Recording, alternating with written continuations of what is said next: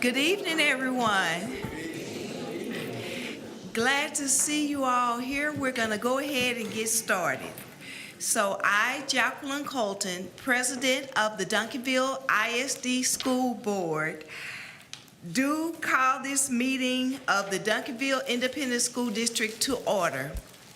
Let the record show that a quorum of board members is present, that the meeting has been duly called and noticed and posted in accordance with the Texas Open Meetings Act, Texas Government Code, Chapter 551.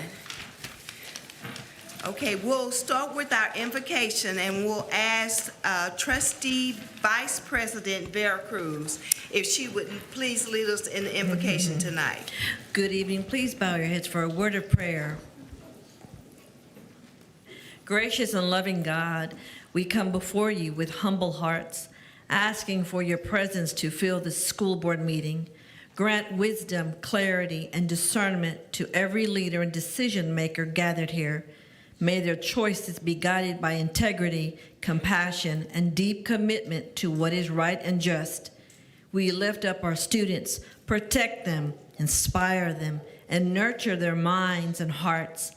Help them to grow not only in knowledge, but in kindness, resilience, and purpose.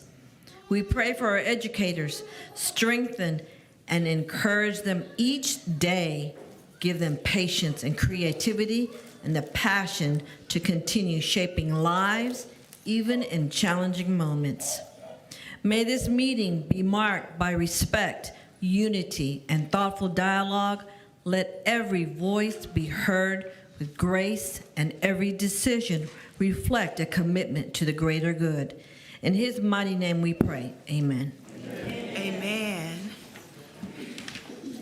I will now turn the meeting to Ms. Avila, who will introduce our students who are leading us in the pledges tonight. And thank you all for being here. Yes, thank you, President Colton. Good evening, Madam President, Board of Trustees, and Dr. Gorey. Tonight, we have students from Hyman Elementary School who will be leading us in our pledges. Students, please come on up.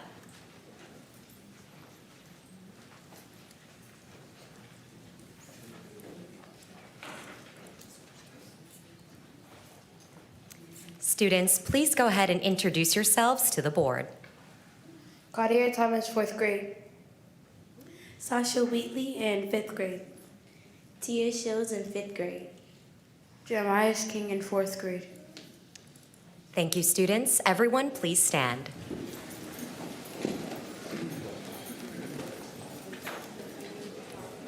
I pledge allegiance to the flag of the United States of America and to the republic for which it stands, one nation, under God, indivisible, with liberty and justice for all. Honor the Texas flag. I pledge allegiance to thee, Texas, one state, under God, one and indivisible. Trustees, may you please remain standing so we could snap a quick group photo. Students, please face me. Smile big.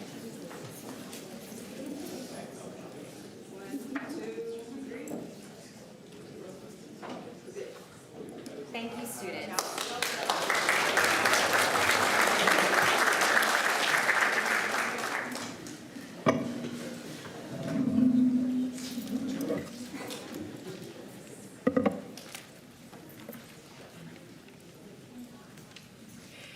Thank you, Ms. Avila and the students. We will now move on to the superintendent's report, and I turn the meeting over to Dr. Gorey. Thank you, and good evening, Madam President and all trustees. It's certainly my pleasure to bring the superintendent's report for this month's school board meeting. March attendance winners. Congratulations to the students from Hastings Elementary and Kennemer Middle School for being our March attendance winners, and give them a round of applause. All right. And again, we're thanking them for being our March attendance winners and for the outstanding commitment to being present and engaged. Each month, we will continue to recognize campuses leading the way in attendance. Remember, when our students are in school, they are learning and growing. Show what you know. I'd like to just first thank our deputy superintendents who launched the Show What You Know initiatives to encourage students to demonstrate their learning and feel confident during state testing. Please take a moment to watch the video they created and present it to our scholars, encouraging them to do their very best during STAR testing. Got my pencil in my hand, got my thoughts all in a row. Teacher say, trust your brain, time to let that knowledge show. Don't just keep it in your head, put that wisdom on the page. Every word you write me is you stepping on the stage. Yeah, take a breath, take your time. You've been working for this moment, let it shine. Don't freeze up, you won't go. If you think it and you write it, it will grow. Hey, show what you know. Show what you know.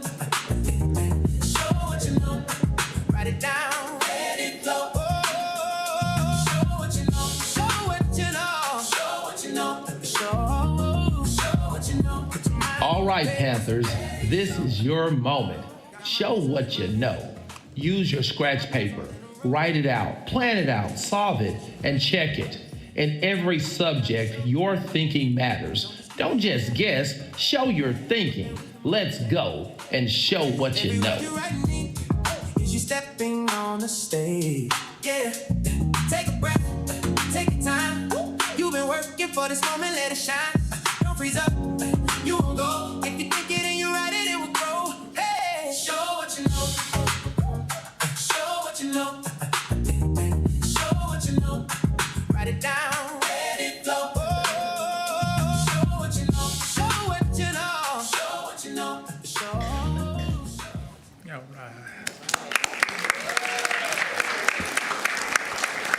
And I certainly, we start off thanking, of course, our deputy superintendents, but I want to just thank everyone who works on a campus and who supports a campus and certainly to our wonderful students, so much effort has gone into preparing and making sure our babies can show what they know on the test, and really have been excited about the pep rallies that have been going on across the district as we've gone into and lived through test season. So really just want to continue to be excited about what I know is possible when we pull together and really work toward a common goal. So let's give yourselves a round of applause, everyone associated with our schools.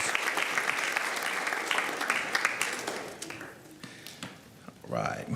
On March 31st, I had the pleasure of celebrating our Teacher Incentive Allotment honorees. Across 11 campuses, we recognized 32 exceptional educators for their outstanding impact in the classroom. These remarkable teachers are setting the standard for excellence and exemplify our shared mission to make a difference in the lives of our students every day. I would also like to extend a special thanks to the Duncanville High School Hi-Hats and cheerleaders for joining us and helping to make this celebration even more special. At next month's board meeting, we will invite all of our TIA honorees to be recognized for their accomplishment. Let's give them a round of applause, though.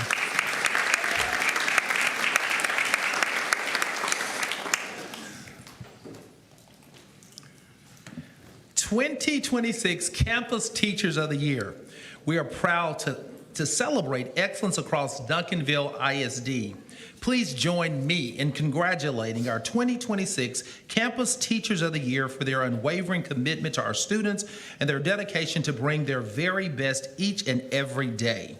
We will celebrate all of our Campus Teachers of the Year at our annual Employee Appreciation event on May 7th, where we will also announce our District Teachers of the Year. At this time, though, I would like to invite all of our Teachers of the Year who are in attendance to please stand or raise your hand if you're already standing so that we can celebrate and recognize you. So Teachers of the Year, please stand.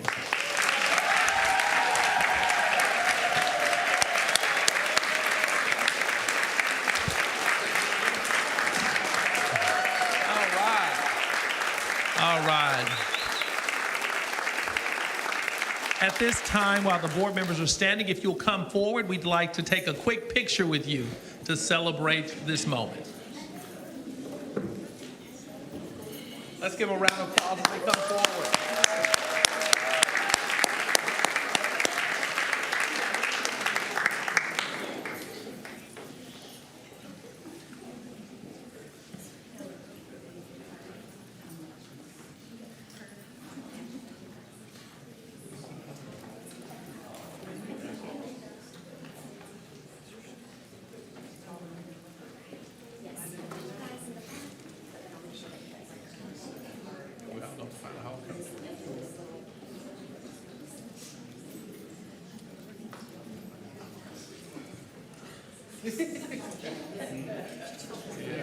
Y'all are much taller than students. No, but you're good. You were fine. You were good. We'll be okay. Oh, we're okay. Yeah, we're good. We're good. Yeah, we'll be there. Yeah, we'll stand on tippy toes. Yeah, that's a pretty good hug. You got a good one. 1, 2, 3.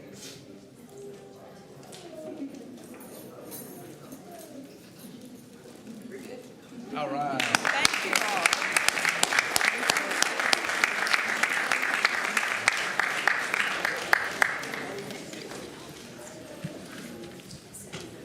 And that does conclude our superintendent's report for this April 20th, 2026 school board meeting. Thank you, Madam President. Thank you, Dr. Goree, and thank you to all the teachers of the year and to our teacher incentive allotment honorees. We will now move to recognitions, and I will turn the meeting over to Ms. Avila. Thank you. Once again, good evening, Madam President, Board of Trustees, and Dr. Goree. There are no donations to report for this month. We will now move into our April Made with Pride honorees. Beginning with our first honoree, please help me welcome to the podium, William Henderson.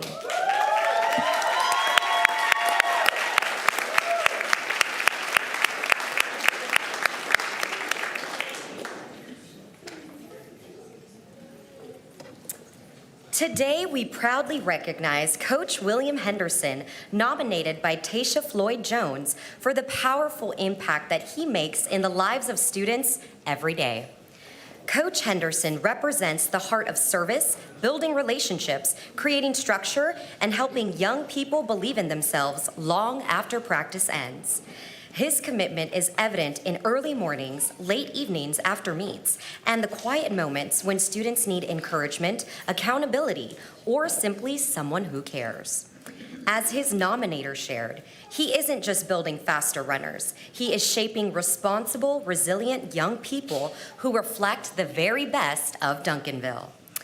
The impact was especially clear when Coach Henderson stepped into the interim head coach role during a challenging time and led 5 student athletes to the state track meet in Austin.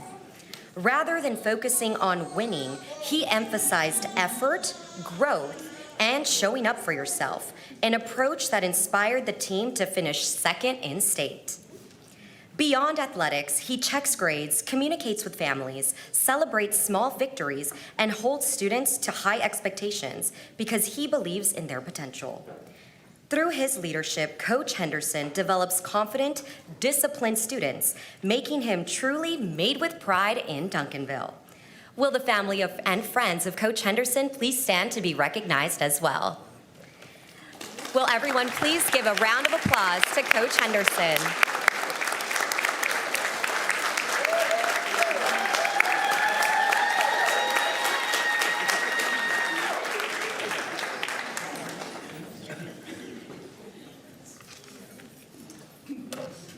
Up next, please help me welcome to the podium Doris Minter from Bill Hart's Elementary.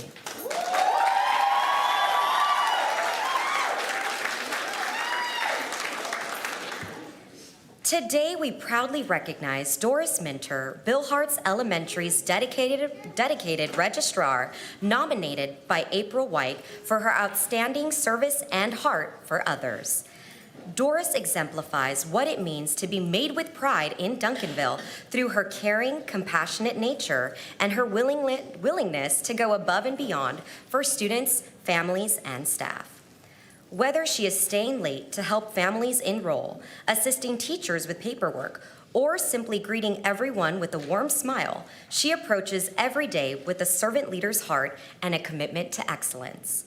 Doris is often the first to lend a helping hand, and her positive energy helps create a welcoming and supportive front office environment for the entire campus.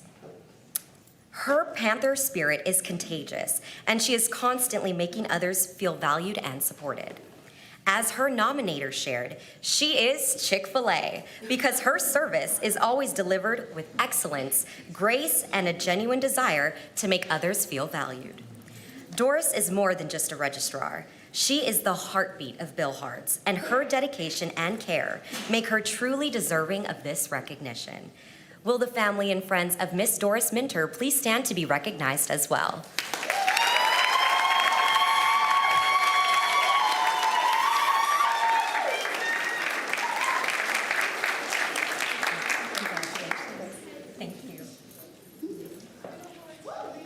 And last but not least, we have our student honoree, Miss Harley DeShields, third grader from Hyman Elementary. Please come on up.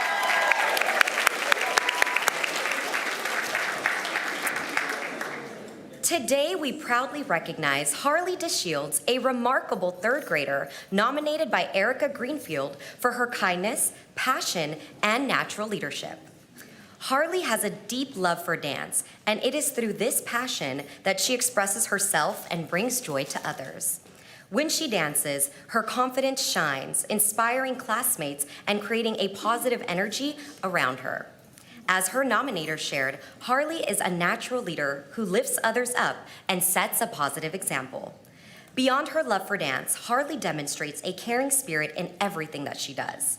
She dreams of becoming a doctor one day so she can help others, and she is already living out that goal by treating classmates with kindness, including everyone, and leading with patience and respect.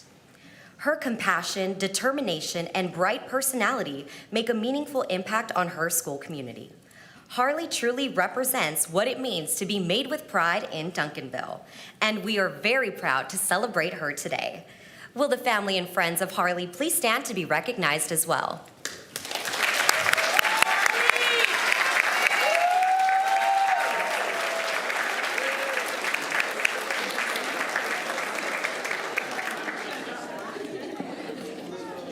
Duncanville ISD congratulates the following teacher, student, and staff member who are made with pride in Duncanville. My name is Doris Minter. My job title is registered attendance clerk, office clerk, etc., etc. And I'm at Bill Hart's Elementary.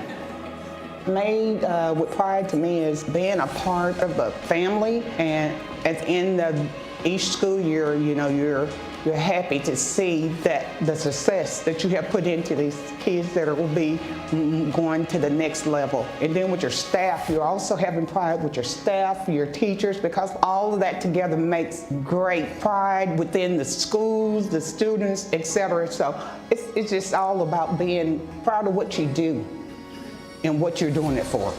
My name is Harley DeShields. I'm in third grade, and my school is Hyman Elementary. My favorite thing about school is math and dancing. I like becoming a doctor because it's important to me to help people and make sure everybody's okay. I think that I help people right now like this. I got an award, and now I'm representing my dance team, both of my dance teachers and my family. When I was nominated, I felt good and proud because I knew I was representing my dance team, both of my dance teachers, and my family. Being made with pride means to me I'm showing compassion and determination in everything I do. My name is William Henderson. I'm the head boys track and field coach, and I teach business, marketing, and finance for ninth graders. What it means to represent Duncanville means it's a culture. No matter where I go, you have that stigma. You a Duncanville Panther, city champions. And at the end of the day, that's what I have to live up to. That's what my student athletes have to live up to. And once they see themselves as others see us, the better off that we're going to be. The moment that I made a difference in the student's life was about 2 or 3 years ago. I had 2 or 3 guys that used to be basketball players, but they wind up running track. They never ran track before in their life. And they wind up getting track scholarships. And 2 of them are still running down at Tarleton State. Made with pride means to me to walk out these doors with my chin up and my chest out, proudly representing not only Duncanville ISD, but myself. These honorees are truly made with pride in Duncanville.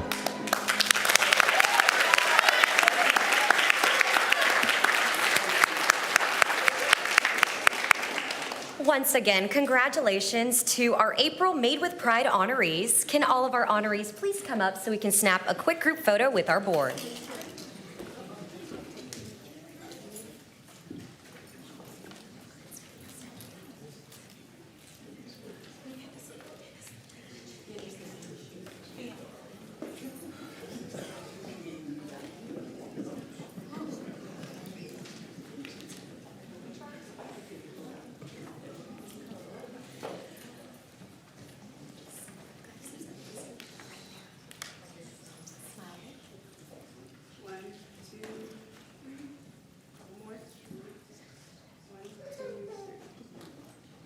Thank you all. Congratulations.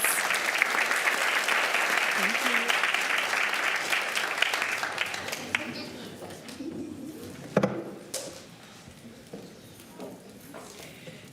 Thank you, Ms. Avila, and thank you to our honorees, Coach William Henderson, Harley DeShields, and Miss Doris Mentor. You all are very inspiring, and you all have a message of giving back and helping things to be better. So we thank you all for that and bless you all for that. Okay, so next we have Ms. Brown, who will introduce our new personnel. Good evening, Board President Colton, Board of Trustees, and Dr. Gorey. Tonight, I'm going to ask Ms. Tamika Butts to join me at the podium.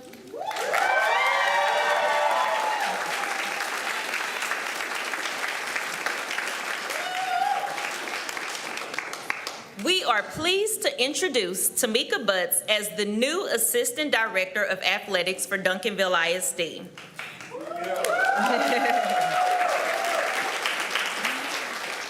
Ms. Butts brings 27 years of experience in education, all which have been dedicated to serving the students and families of Duncanville ISD.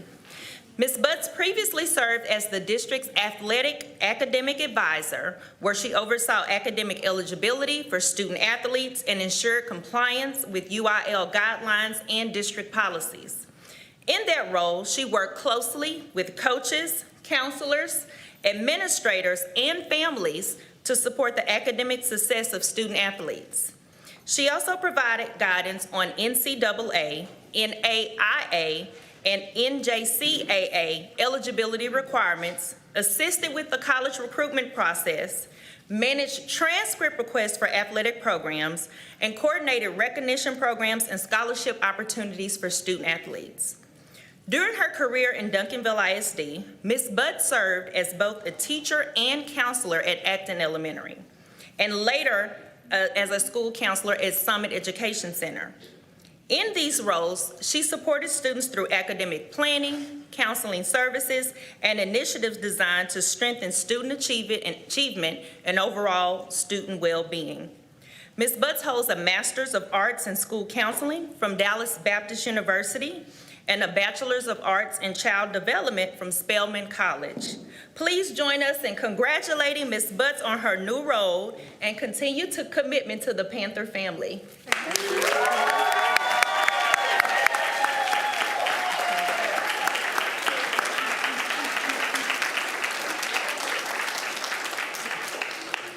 Let's not forget to get that family and friends of Ms. Butts to stand so we can recognize you. It's probably going to be the room.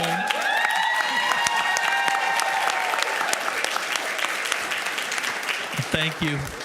And she is an alumni of DHS. And a Pantherette, correct?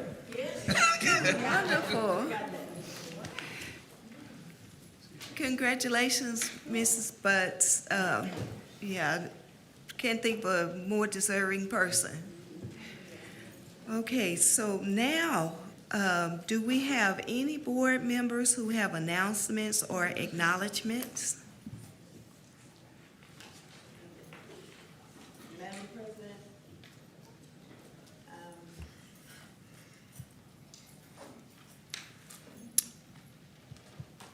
I've sat in this seat for 9 years.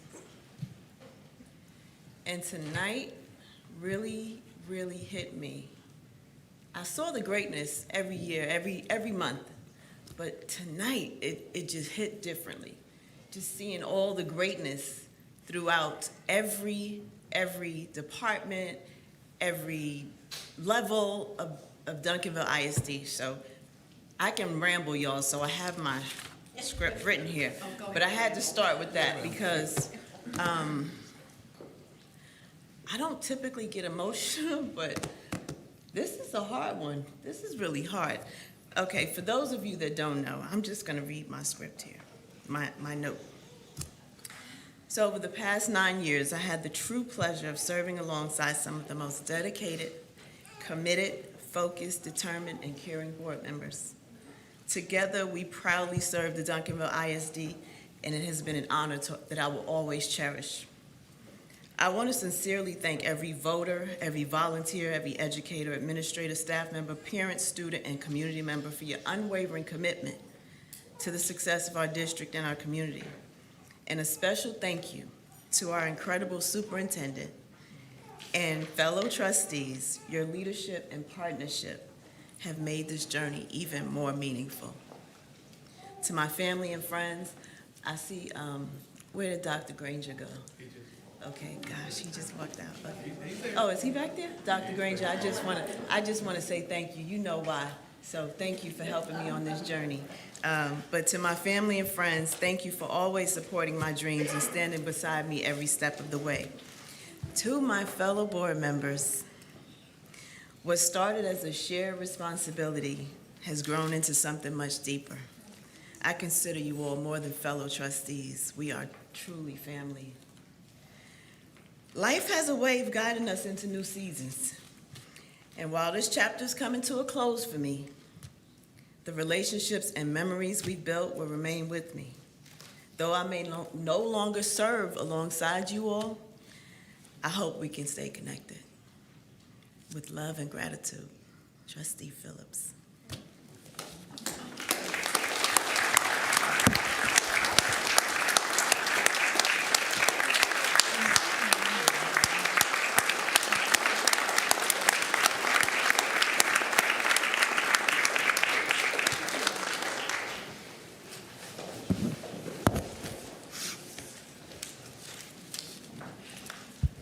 Okay, trustees, would you like to have remarks?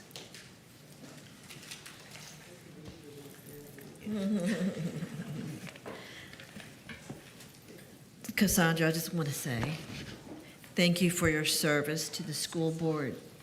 Your friendship runs deep. Your efforts have an everlasting impact on our students, on our families, and our educators. You're truly a trailblazer. God bless you.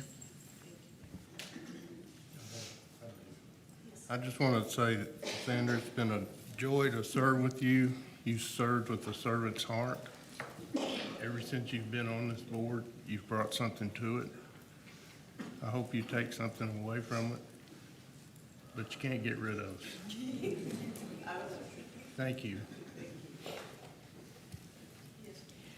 Cassandra, I appreciate all the work you've done. We've been a team for sure. Thank you for bringing the coat drive. That was an excellent idea and very much pushed by you. I think you don't necessarily have to live in Duncanville to serve on a committee. and head up the coat drive.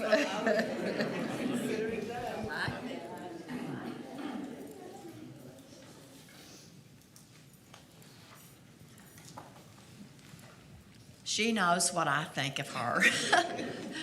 And we're just close, and I cry too much, so she knows I love her, don't you? We've had a conversation already, so thank you for your service.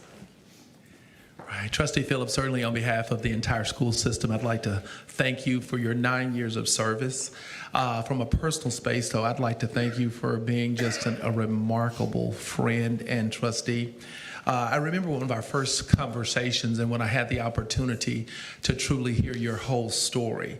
It is absolutely remarkable, and I want you to know that you inspire me to do the work I do every day, because I want to see children who have situations to happen early in life be as successful, as committed, as confident, and as bold as you walk into every single day. So please know, every time I see a child that's something's happening that may not seem perfect at the moment, I think of you and I remind them of all that they can be.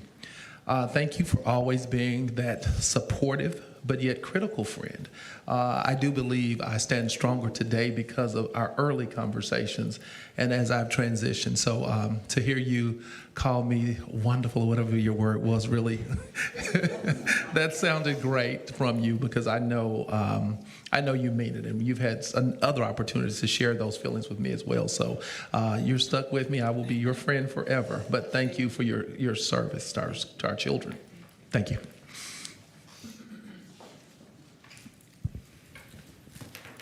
Trustee Phillips. Yeah, this is truly a bittersweet moment, but we appreciate the 9 wonderful years that you have served this district, the students and the staff. And I know when, I got on the board, you took me up under your wing, and you are truly a leader, and you have much compassion, and you're very, very generous. You truly care for, this district and the students and the staff and us. We're still gonna celebrate our birthdays together. Yes. We all, sure, we still are going to do that, but we wish you nothing but success and Godspeed. And I know you're not going to forget about us. Yes. So thank you very much from the bottom of our hearts for all that you have done and who you are, just period. Okay. So we do have,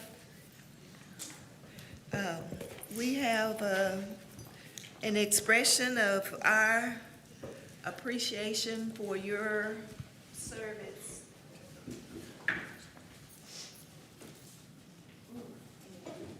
It says, dedicated service presented to Cassandra Phillips for 9 years of outstanding service and unwavering commitment to the student, staff, and community of Duncanville ISD.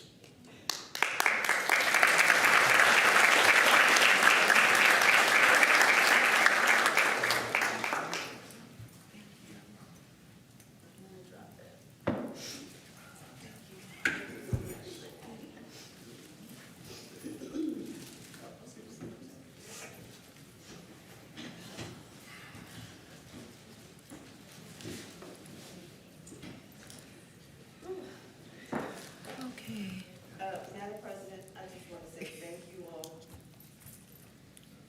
Dr. Goree knows that I did not want to say anything tonight. You all know me. I don't like to do that. So thank you. Thank you for reassuring me and for supporting me. And I know y'all love me. So thank you for that. Thank you for that, Phil. Thank you. Thank you. And everybody in this room, I appreciate you all for all that you do. We may not have had conversations, like lengthy conversations, but I love you guys too, because you are doing the work to help our students become great. So thank you all. Thank you.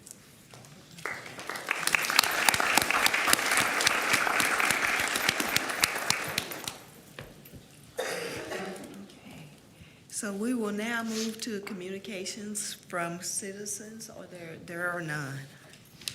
Okay.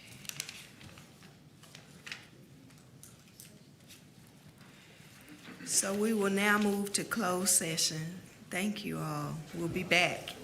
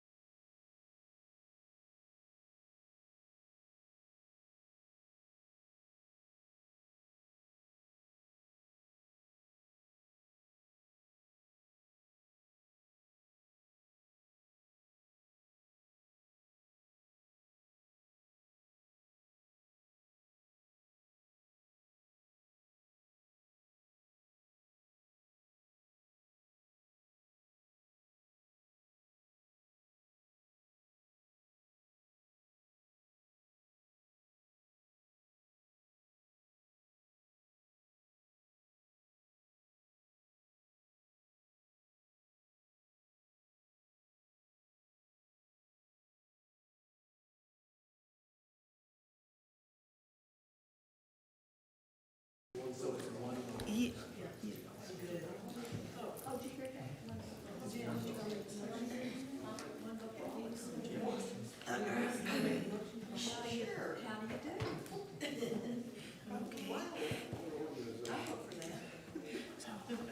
We are now back from closed session and will continue with our agenda items. We will now move to take action on items from the closed session. 6, take action on items discussed in closed session. 6A, consideration and action on the superintendent's recommendation to issue contracts for the 26-27 school year to employees identified on the 26-27 school year contract list. With presenter, Ms. Pamela Brown. Is there a presentation? Okay. So, do I have a motion to approve the superintendent's recommendation and issue one-year contracts for the 26-27 school year to the employees identified on the 26-27 school year contracts list? So moved, except for page 1. Okay. Is there a second? Second. Okay, it's been properly moved in second. Are there any questions, comments, or discussion? Okay, there being none, please cast your vote electronically. Okay. That motion passed unanimously, 6-0. Thank you.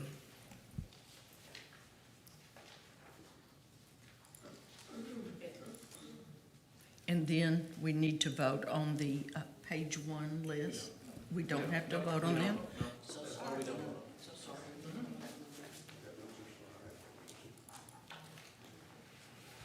So, we will now move to agenda item number 7, consider approval of consent agenda items.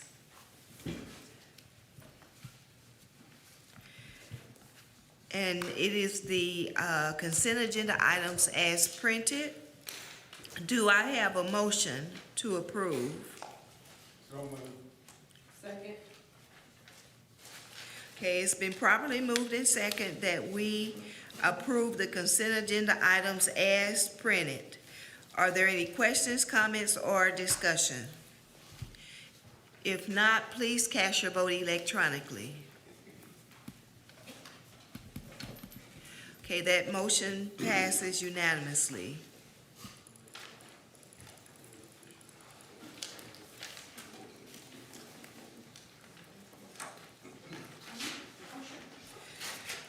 We will now move to action agenda item A, Central Fine Arts Academy and Brandenburg Elementary, change order number 1, with the presenter, Ms. Zamora. Thank you. Good evening, President Colton, Board of Trustees, and Dr. Gorey. So in accordance with Board Policy CV Legal and Local, construction contracts with change orders valued at $50,000 or above require board approval. In January, the board authorized the district to enter into an agreement with Northridge Construction Group for the renovations of Central Fine Arts Academy. And then in December 2025, you also authorized an agreement with Sedalco for renovations of Brandenburg. Tonight, we're requesting approval of change orders to increase both original contracts. For Central, we are requesting an increase not to exceed $500,000. For Brandenburg, we are requesting an increase not to exceed $300,000. These change orders address unforeseen conditions encountered during construction. For Central Fine Arts, these include the additional abatement discovered during a demolition, expanded demolition and reconstruction of exterior windows and soffits, interior walls, ceilings, and concrete slabs, and the replacement of lighting and plumbing fixtures related to the abatement. For Brandenburg, these include floor plan adjustments and additional electrical work required for lighting replacements to meet code. Even with these adjustments, both campuses remain collectively more than $3 million under their estimated renovation budgets. Therefore, we recommend that the board take action and approve change orders number 1 for Central Fine Arts Academy and Brandenburg Elementary. Our architect WRA is here, as well as our bond management team, LAN, and we can answer any questions that you may have tonight.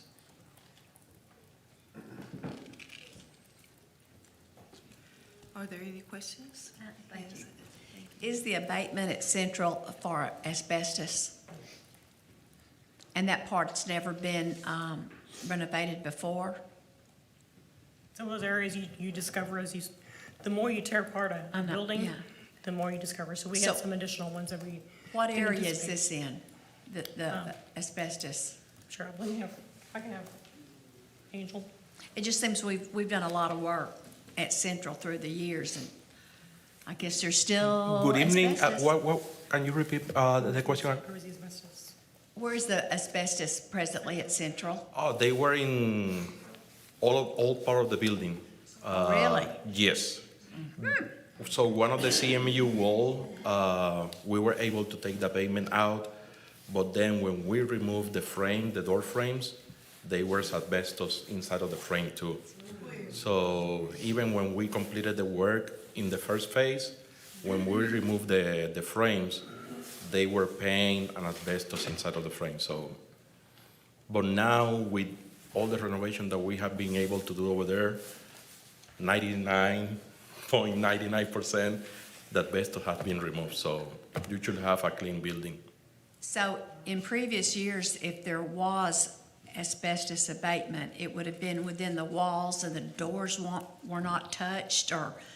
Typically, when you do renovation, you just only remove the asbestos in the area that you're going to renovate. So if the renovation was minor, basically the asbestos will be removed in those particular areas. But now that we went inside of the building to renovate the entire building, we needed to assess the whole building just to make sure that we don't have any more asbestos going forward. So now the building has been completely demoed, and all the material needs to be certified that none of that has asbestos going forward. Okay, thank you. Are there any? Yes. Is the facade still holding up? Yes, and that is part of the design, so the front facade will be the same. We just replacing the windows because of that asbestos, but I believe the architect designed something similar to the actual condition that it was before, so you can maintain the same facade that it was there before. You're welcome. Okay, do we have any further questions? If not, I would like to entertain a motion. So moved. Okay. It's been properly moved and second that we approve this agenda item A. Please cast your vote electronically. Okay, thank you. Thank you, Ms. Moore.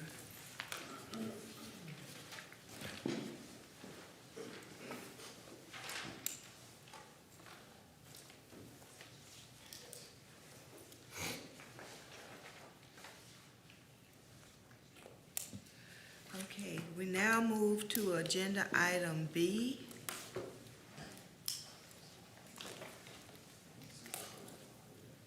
Related to building the future, raising champions, Alexander Elementary Strategic Transition Plan. And we have Dr. Graham before us. Thank you. Greetings, Madam President, to all trustees, and to Dr. Gorey. Since our last meeting, our focus has been simple. We listened, we adjusted, and we want to validate our approach in this very unique matter. So tonight, our time will be spent on community voice, our data, and our operational reality of working together with our community to make this decision. I want to begin by acknowledging that this recommendation does impact people and not just the campus. Since our last presentation, we have met with families, staff, and community members and carefully considered their concerns. The core issue remains declining enrollment at Alexander and underutilization at Alexander. This decision, again, is not about just closing a school. It's about right-sizing the district for long-term success. Since our last meeting, we did revisit all of the possible assumptions with our demographers, with our transportation department, with our PEMS department and data partners, with our principals and staff, and our community. The question we challenged ourselves was, are we making the best possible decision for our students, not just today, but 5 years down the road? One thing has not changed is our financial reality. We've lost over 800 students, which equates to almost $7.1 million. Every underutilized campus spreads resources thinner across the district. The key message here is not loss, it's about responsibility. Responsibility to maximize every dollar, which is part of our strategic plan, and responsibility to ensure equity across all campuses. Keeping half-full building opens allows every student to receive less across the district. Since our last meeting, we've had conversations that center around why Alexander. The data continues to show the low enrollment in the district, the long-term declining trend. Even with adjustments and interventions that we have put in place, projections still show continued decline. This reinforces the challenge of the structures, not just temporary. On this slide, this is where you can see the most significant adjustments since the last meeting. Originally, we had a more concentrated reassignment plan. Based on the feedback from our board and key stakeholders, we did make changes. We redistributed Alexander students across the 3 campuses. We adjusted our attendance zones to create a more balanced enrollment, and we allowed Alexander families to continue to apply for Central. This approach reduces the overcrowding possibility at Brandenburg. It provides more choice and flexibility for our students, and it keeps campuses healthy with a healthy utilization range. Again, we can look at our new elementary school configuration. And with those configurations, remember that we still have almost 2,000 open seats in our elementary campuses. That's a 66.4 utilization rate. Next are the actual new attendance zones, proposed attendance zones for Duncanville ISD elementary campuses. We revisited the zones with 3 priorities. Number 1, we wanted to balance enrollment across the campuses. That is why we went and we changed some of the attendance zone for Maryfield. Initially, all of the purple, where you see Brandenburg located, was mostly the Maryfield district. We did have to take some of the Maryfield students and move them to Daniel in order to ensure that we got a balanced enrollment. We wanted to minimize travel. Our transportation department did a great job of helping with that. And we wanted to maintain feeder pattern stability. We work closely with, again, transportation for efficiency and ride times, our demographer for sustainability, and our PEMS department for accurate projections going forward. Again, we can look at our current feeder patterns. And the next slide shows our proposed feeder patterns. Another concern we wanted to address was the long-term continuity for students. The updated feeder pattern ensures alignment into middle school and high school pathways and stability for our students over time. While some splits remain necessary, they're now strategically designed and not reactive. Since the last meeting, we've already held our community meetings and campus meetings. We've refined our rezoning plans.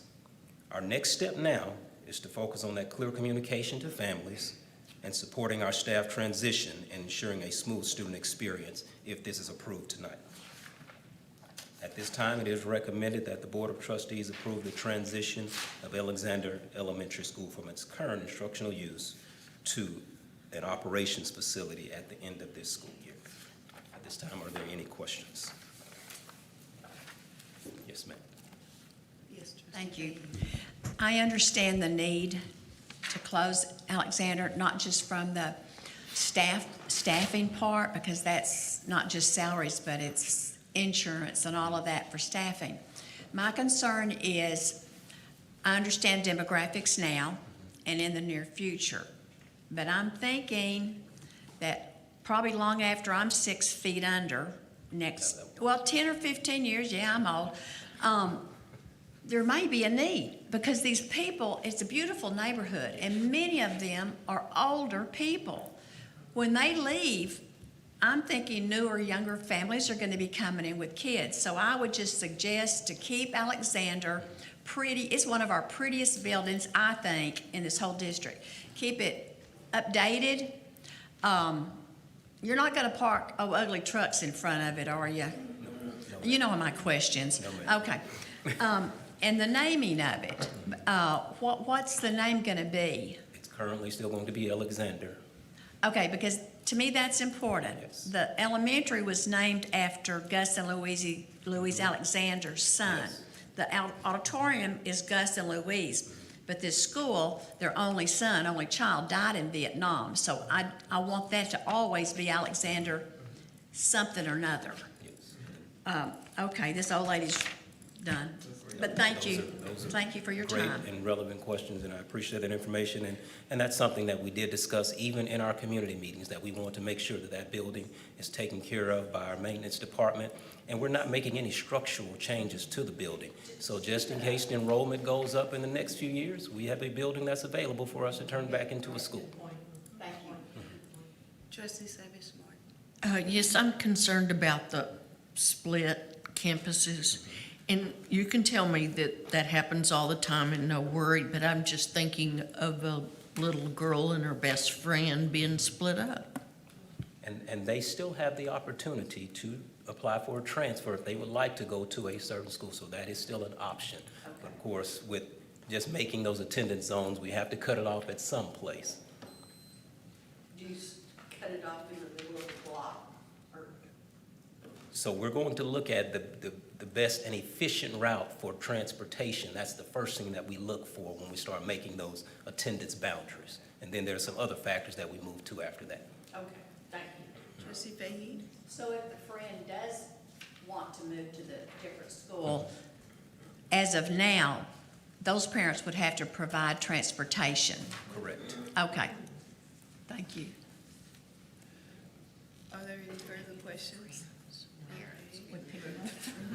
Do I have a motion that the board approve the transition of Alexander Elementary School from its current instructional use to a maintenance facility effective at the end of the 25-26 school year, and authorize the attendance rezoning plan and implement all necessary actions to support student reassignment, staff transitions, and future facility planning?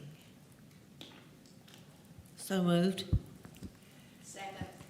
Okay, it's been properly moved in second. Please cast your vote electronically. Okay, that vote passes unanimously, and thank you, Dr. Graham. We will now move to information and discussion items, and the first item is bond project update with Mr. Moore. Good evening again, President Colton, trustees, and Dr. Corey. The 26-27 school year begins in just 3.5 months. It's a little frightening to even think that, but they'll be here very soon. Students and staff will be walking into new environments designed for academic growth, creativity, community, and collaboration.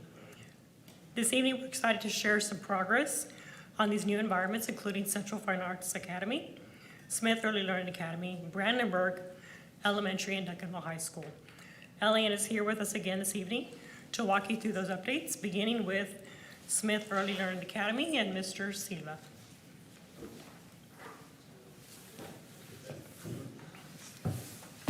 Good evening. So we have over here Q Smith. Even last week, we got the visit of Dr. Gori and the leadership.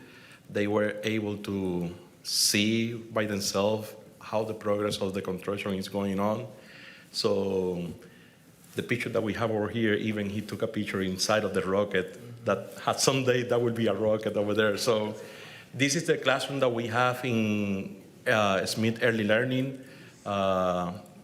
Every week that you go over there is something different. So right now we have mostly from 40 to 50 people working over there daily.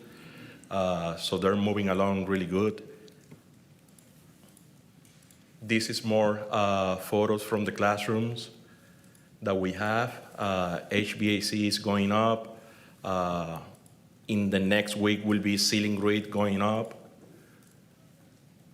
We have all the material that we need to build the new walls into the classrooms, in the left and on the right. This is more picture from the classroom. I believe this is a picture on the left. I believe that will be the Ocean Experience classroom. So now we go into Central Elementary Fine Arts Academy. So one of your questions earlier about the pavement. So the framing that you see in this hallway over here previously was masonry walls, CMU walls. So we needed to demo all that CMU because it was with asbestos. So now we're building with framing and drywall. So these are the picture of the hallways of Central. Right now, this area over here are going to be classrooms in the near future. So this week we went over there to the school back again, and basically all this classroom already have the drywall in, all this patient has been passed. So we're moving to install ceiling grid in the next week. These are more photos from Central. This, the photo on the left side is the new entrance for Central. That is why we're maintaining the front facade of the building as it is, just to be able to preserve that. So the new entrance will be on the left side of the building. And on the photo on the right will be the new sidewalk just to get from the building into the playground area. On Brandenburg, the photo that we have over here, this renovation will be similar to the renovation that we did in Daniel and Harding because those campuses are the same. So this hallway will be looking similar to Daniel and Harding. And then on the photo on the right will be the restroom for the kindergarten inside of the classrooms. The photo on the left will be the new music room, and Brandenburg will have a new planter on the exterior of the building. This photo on the left side is the cafeteria, so we're changing all the ceiling grid. Those are new LED lights. And these are photos of the new planters on the outside of the building. I think after this photo will be CTE. Yes, and that will be Kamar. Good evening. Good evening. President Colton, board members, and Dr. Corey. CTE addition is moving along well.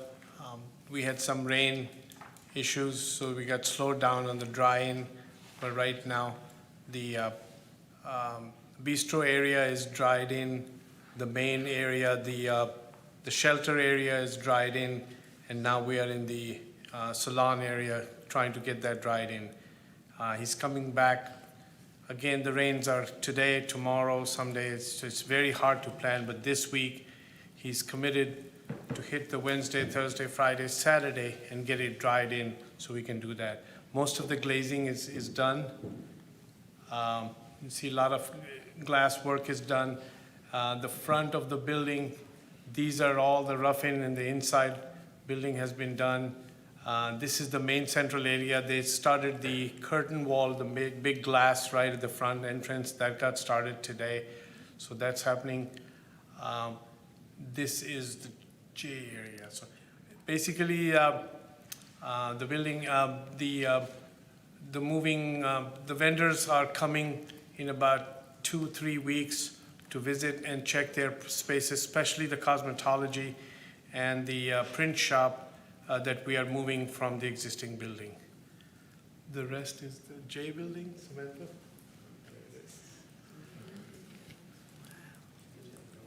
Good evening, President Colton, Board of Trustees, and Superintendent Gorey. Phase 1 construction in Area J continues to progress well. All MEP rough-in inspections, including above ceiling and in wall, have been completed and approved. As a result, wall installation is complete and first coat of painting has finalized. Ceiling grid installation is currently underway, while the light fixture install and connection is trailing behind and to be completed next week. Door installations are also ongoing and scheduled to be completed by the end of next week. These are. Thank you.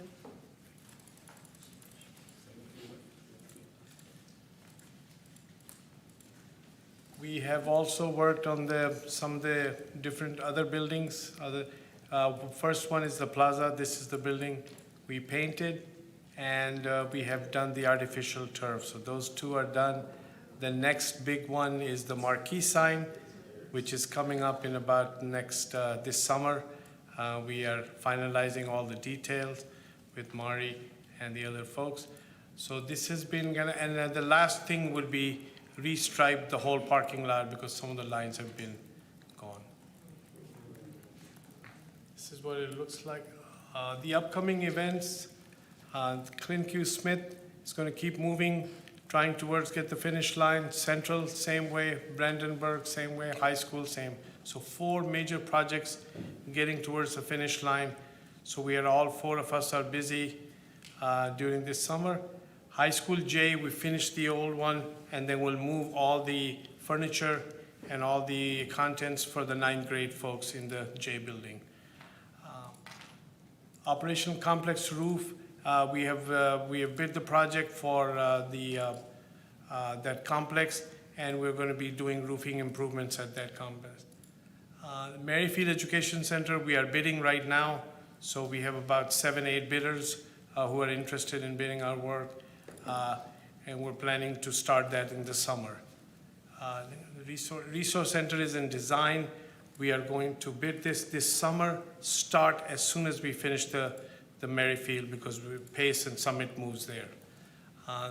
Roof replacement at the high school and at Hyman.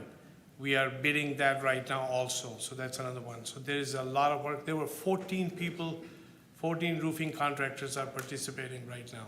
So there's other places to work, but they would much rather work here because of the relationships with the architect and us, and the district pays really well on a timely manner. So thank you very much for all the support. Can you remind me what the Duncanville ISD Resource Center is? Right. So the Resource Center is what we will locate at the current Smitty building, which is where PACE is located. This is where we will do our enrollment center. We'll have our food pantry. We'll have our clinic. Remember that? Yeah. So that will be located there.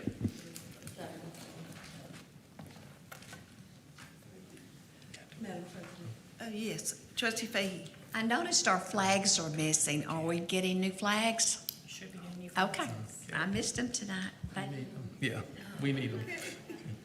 Are there any other comments or questions?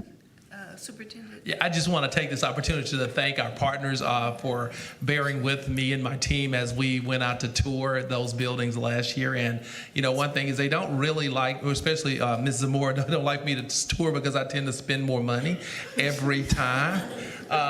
Every time. So, but nevertheless, some of my team, we're doing all of this work, furniture, ordering things, and we were just wondering as you drive by the school, is it going to be a school? So thank y'all for bearing with us.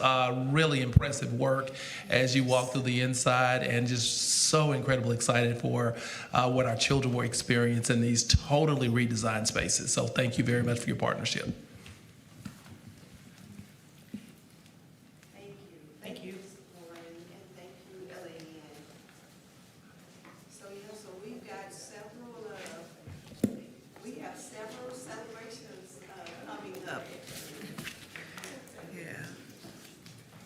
Okay, so now we will go to item 9B, discuss bond prepayment plan for year 25, 26, and all matters incident or related thereto. And that's with Ms. Pumphrey. Good evening, President Colton, Board of Trustees, Superintendent Goree. At the September 15th, 2025 meeting, the board approved a resolution authorizing the chief financial officer and/or the superintendent to consult with the district's financial and bond advisor to identify outstanding unlimited tax bonds for prepayment opportunities and take appropriate actions as it related to those bonds. Our bond advisors, BOK, they came out and provided the board an update and information on the available options. And we have Mr. Joshua McLaughlin out here tonight from BOK to give an update to the board regarding that resolution and the prepayment. And as we go into the budget workshops, to also update the board on available options as it relates to the bonds and some of the legislation that was passed.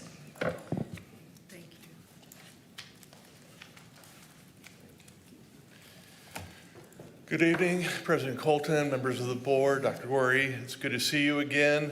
I will try to make this as painless as possible, but I do warn you there's a lot of information tonight.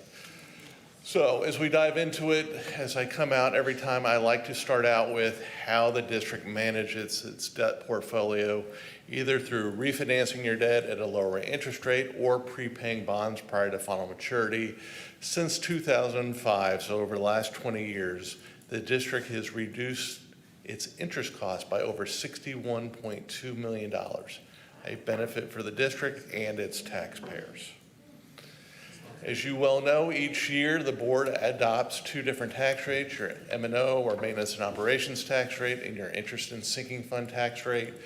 Since we're talking about bonds, we'll focus on the interest and sinking fund tax rate, which is currently 36.05. It increased in 2024-25 as a result of the 2024 bond program, and the district maintained its current tax rate for the year.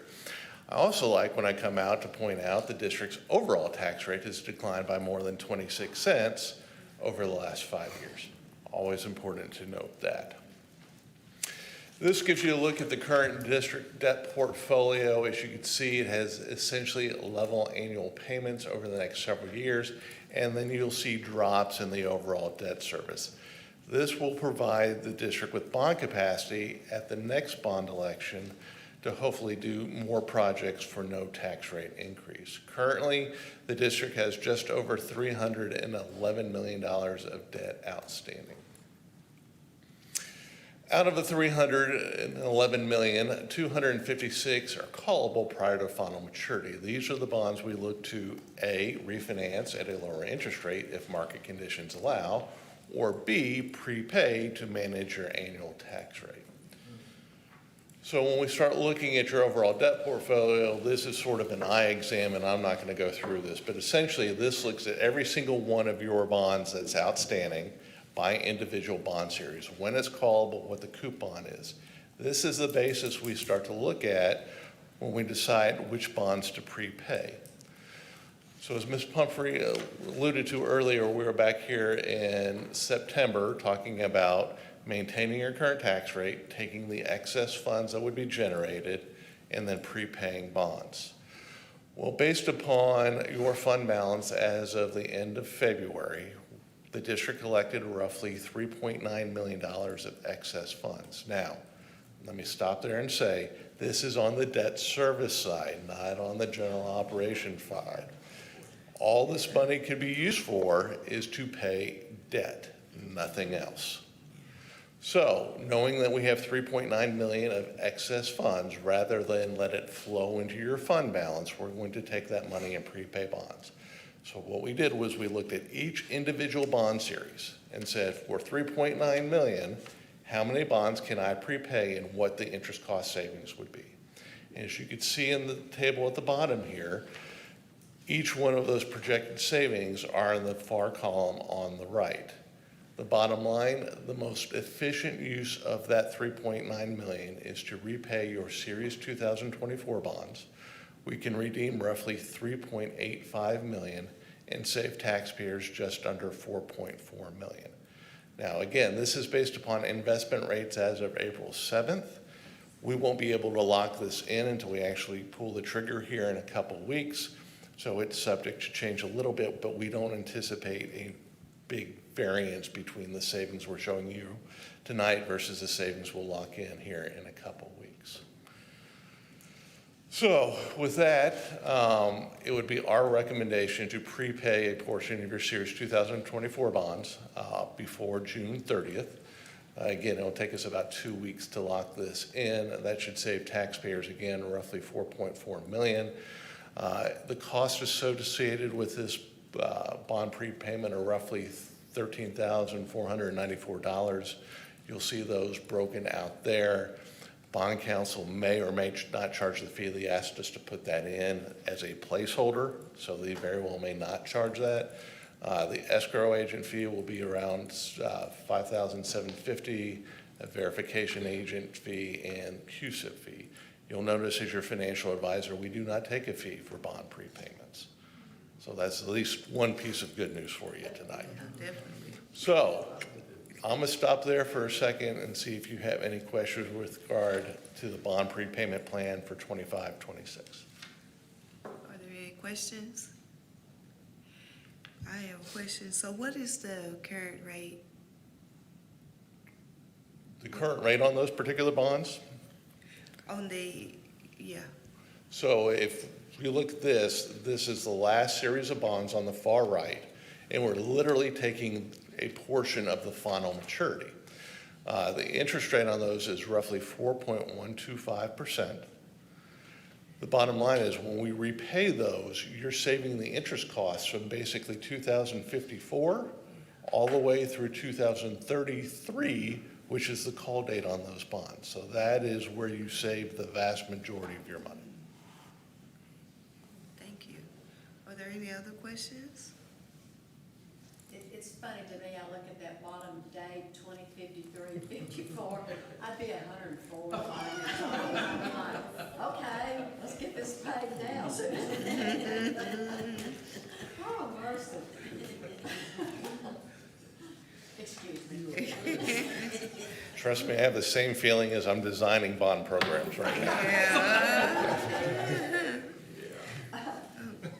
Okay, thank you very much. This is definitely, a win for the district to be able to retire this debt early and save money. So, thank you all.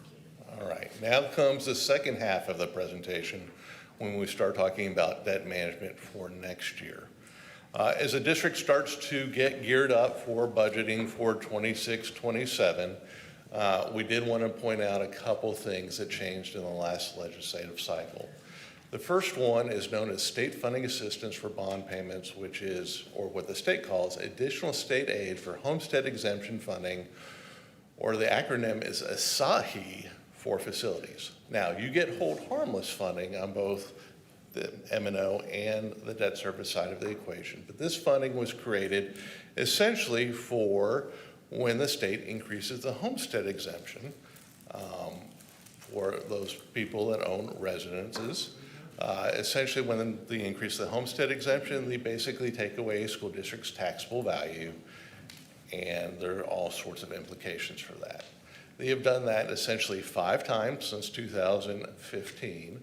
And so there's, believe it or not, 5 different calculations that we have to go through, starting with level 1 all the way through level 5. What's a little bit different is in this last session when they created level 4 and level 5, they put in a new rule. Now what the state does is they look at your revenues versus your expenditures. So what they do in terms of the revenue side, they look at your property taxes plus any state funding assistance, and they add that together. And then they look at your minimum bond payment requirements before any bond prepayments. And if your revenues exceed expenditures, they start to take away your state funding assistance. So for 2025-26, if you look at level 4 and a level 5, you would generate roughly $2.7 million of state funding assistance. But because you collected in excess of that in terms of revenues, You're going to forego that state funding, but you're better off because you're going to save taxpayers $4.3 million or $4.4 million by prepaying your bonds. Now, saying this now becomes an annual calculation the district has to go through, right? This is something we have to do each year to make sure that mathematically it's better off to either prepay bonds or alternatively maximize your state funding. The second thing the legislature did was pass Senate Bill 1453, which is a new requirement that starts for the first time in 2026-27. So now what the district has to do is when it sets its INS tax rate, it has to publish what the minimum tax rate is before any bond prepayments, what your proposed tax rate would be. Literally, you have to pose the difference between the two figures, and then what the money will be used for. And then if you're going to adopt the higher rate, 60% of the board must approve it. Essentially, what this bill is designed to do is to make your tax rate a political decision each year versus a financial decision. So let's look at what your options are in 2026-27. The first option is simply you could reduce your INS tax rate. So for argument purposes, assuming no growth in your tax values, you could reduce your INS tax rate from 36.05 cents to roughly 29.42 cents, which is a reduction over 6.6 cents. That would bring the tax rate down, give a benefit to taxpayers. On the flip side, from a financial point of view, that means every one of your bond programs going forward would carry a tax rate increase. So option two is you manage your debt portfolio just like you did this past year. You would post a minimum tax rate of 49.42 cents. Your proposed tax rate, assuming you want to maintain it at 36.05, a difference of 6.63 cents, and that the excess funds would be used, like you did this year, to prepay bonds and save future interest costs for taxpayers. The third option is we restructure a portion of your debt, which is currently callable, your Series 2015 bonds. We do that so you can maintain your 36.05 cent INS tax rate, and this time maximize your state funding assistance. So, and under that option, currently you have roughly $26.8 million outstanding in your Series 2015 bonds. The average interest rate is roughly 4.15%. If we refinanced it in today's market, it would be roughly 3.43, and you would generate an interest cost savings of roughly $2.9 million for the district and its taxpayers. If you look at the table on the right, essentially we're taking 9-year debt and we're pushing it up and we're repaying it essentially in 4 years. By doing that, we will save future interest costs over the life of the bonds, again, at $2.9 million. Now, you may look at the first 3 years and say, boy, I have a lot of negatives. Why do I want to have negatives? And I'll show you why. So again, this is a reading test, but it goes through your overall tax rate calculation. If you look at column G, which is your projected state funding assistance, current year it's roughly $2.4 million. But by restructuring your debt to take away the difference between your projected revenues and your projected expenditures, you are now maximizing state funding assistance. You will literally pick up another $2.6 million a year over the next few years. The bottom line is, if you look at column K, that allows you to maintain your current tax rate and maximize the state funding assistance and the lowest cost to taxpayers. We wanted to introduce this to you as you start going through this topic for your thought. It would be our goal in the next couple months to come back to you and ask you to adopt a parameters order so we can move forward with the refunding. These are sort of sample recommendations. that we achieve at least savings of $2.4 million. We can't refinance any more than your callable Series 2015 bonds. The maximum interest rate cannot exceed 3.75, although when we price, we try to do this to maximize the lowest interest rate and maximize your savings. The final maturity cannot exceed the final maturity of your existing bonds, and then we would have 6 months essentially to get this complete. By moving forward with this, the goal would be to, once you get your certified values in July, structure these bonds accordingly so we know exactly what your tax rate will be for 26, 27, and to have a maximized funding. I know I went through that relatively quickly. I'll be happy to answer any questions you might have. Are there any questions? Trustee Fahey. Just a question about bond ratings. Our Moody's would be capital A, small a, 3, and the S&P would be AA. What is the best for each of those? Is it A or is it AAA or what's the best? So for Moody's, Okay. Moody's, it is AAA. Okay. There are only 7 school districts within the state that have a AAA rating by Moody's. Okay. Those are typically very large or very wealthy school districts. The closest one to you is Highland Park ISD. Surprise, surprise. Well, there you go. In terms of S&P, believe it or not, it is not AAA. That would be the highest rating, but no school district in the state receives a AAA rating from S&P. The highest rating is AA+, so 2 notches above where you currently stand. I believe there's about 28 school districts in the state. Again, very large, very wealthy, very developed districts that don't have a whole lot of debt needs. Okay, thank you. Are there any further questions? Okay, thank you very much. Thank you. And again, we did want to bring this tonight as informational. We will have more opportunities to work with our CFO as we make decisions moving forward.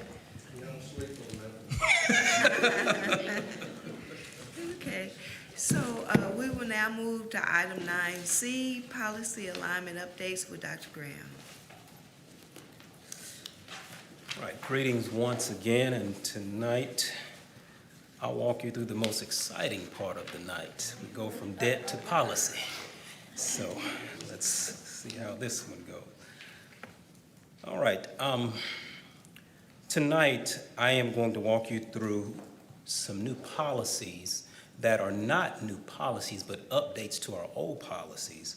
These are not new initiatives. They are already approved by the board. But what we're doing now is ensuring that these policies match what's in our DOI plan. Before we get into specific policies, I want to give you a brief overview of the District of Innovation that we currently are.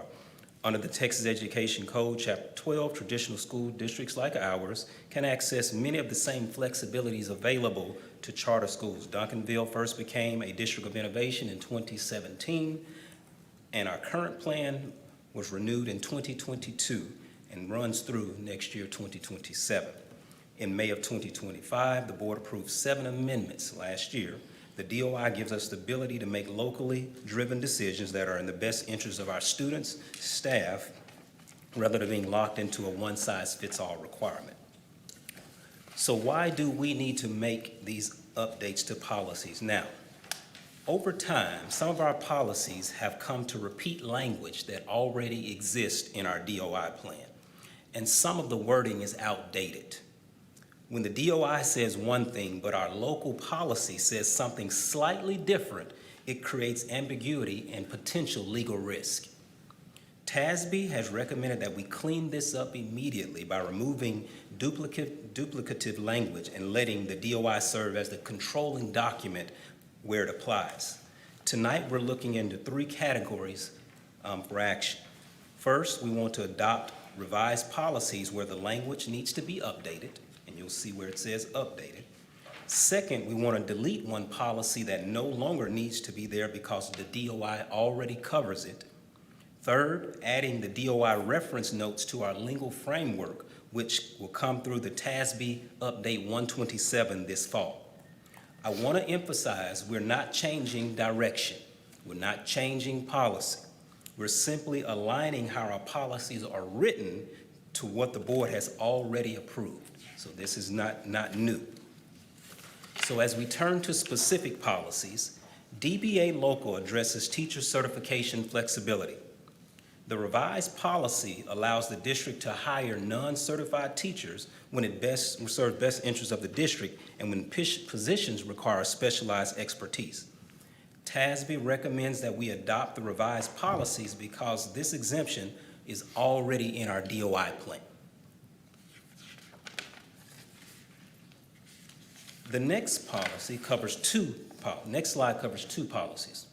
DK Local gives the superintendent the authority to assign and reassign staff across campuses, approve non-certified staff placements, and set work schedules and calendars.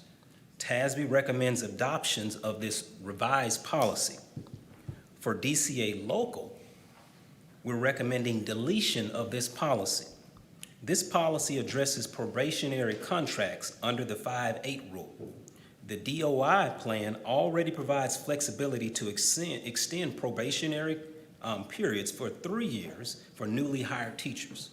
Keeping both the DOI provision and a separate local policy creates redundancy and potential legal inconsistency. By deleting DCA, the DOI becomes the single source of truth for all contract flexibility. This is a cleaner and more defensible approach in our district. This next slide addresses 2 additional areas covered by our DOI amendments. For counselor certification under DPB, the DOI exemption allows the district to hire licensed professional counselors or candidates working towards school counseling certificates. A DOI reference note will be added to the legal framework in Update 127. So again, you don't see that one right now because again, that's going to be updated in the fall in Update 127. The vaping and e-cigarette discipline, the DOI amendment gives the district the local discretion on the first offense for non-THC vaping rather than mandatory DAP placement. However, if we remember, we should note that House Bill 6 from the 89th legislative session, which we approved last semester, now provides discretion in this area altogether. So this will be deleted when we revise our DOI plan next year. Next, calendar flexibility. For EB Local, the school calendar policy, the DOI exempts us from the state requirement that instruction cannot begin before the 4th Monday in August. TASB recommends adoption because the DOI already authorizes this flexibility, and the extra language in the current policy is not needed. For BDA Legal, the depository contract policy, the DOI allows us to extend banking contracts based on performance rather than going through the mandatory rebid cycle. A DOI reference note will be added to the legal framework in Update 127. For class size flexibility, under EEB, the DOI provides an exemption for the state's 22-to-1 cap for pre-K through 4th grade. A DOI reference note will be added again in Update 127. For student transfers under FDA Local, the revised policy removes the guaranteed 1-year transfer commitment. The board will need to adopt the revised policy that is attached. The legal framework for FDA already includes this DOI reference. If you look at this table, it just goes through all of the different adoptions and plans and changes that we would like to adopt in next month's board meeting.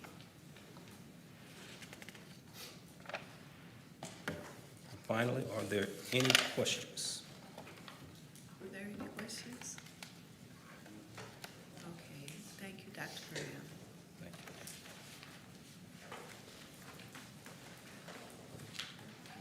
Okay, next, up. Item 9D, police body worn camera selection and purchase over $50,000 with Chief Gary. Thank you. Thank you, President Colton, members of the board, Dr. Goree. Tonight I'm bringing forward a recommendation for the department's first body-worn camera program. This has been a deliberate and a very thoughtful process. We conducted a full evaluation, and I'd like to walk you through our process and why we're confident in what we're recommending and what we will be asking you to approve at the next board meeting, because it's an over $50,000 purchase. As I'm sure you're aware, body-worn cameras are no longer optional for law enforcement. They're a national standard, and that applies to both school-based police departments just as much as it does to municipal agencies. Our officers interact with students, staff, and the public every day, and body-worn cameras protect them as well as the district. They will provide an objective record that everyone, the department, the community, and the board can rely on when questions arise. This wasn't a rushed decision. In fact, we evaluated 3 platforms, and we scored them across 6 criteria and made sure that we're choosing on the basis of long-term value, not just who came in as the lowest bidder. We built our evaluation around these 6 criteria, officer safety being paramount. For example, how do officers activate the cameras in an incident? Does it give supervisors real-time situational awareness during an active incident? We also looked at the quality and the robustness of the evidence management along with technology integration, as well as our existing Vigilon camera systems, as well as their IT infrastructure. We looked at the long-term sustainability of the vendor, transparency and accountability for public records, and ultimately the total cost of ownership over the full 5-year life cycle. Every vendor was measured against these same 6 criteria. We evaluated 3 prominent platforms. I won't spend much time on the 2 that we didn't select, but I do want to be transparent about our reasoning. Vendor number 2 had the lowest overall cost, and while that may have been a plus, it operates primarily as a standalone system in that there was no integration with our neighboring agencies, and it offered a more limited situational awareness platform. And therefore, it also had a more limited ecosystem for us to operate. Vendor number 3 had some compelling hardware and a strong integration with our existing Vigilon camera system, but at almost $76,000 over 5 years, it was the most expensive option, and its annual subscription cost after 1 year was the highest of the 3. Axon stood apart for several reasons, not just as a camera, but its entire platform. Its evidence storage site, evidence.com, gives us a criminal justice information service, or CJIS compliant cloud storage with automated uploads and a full audit trail.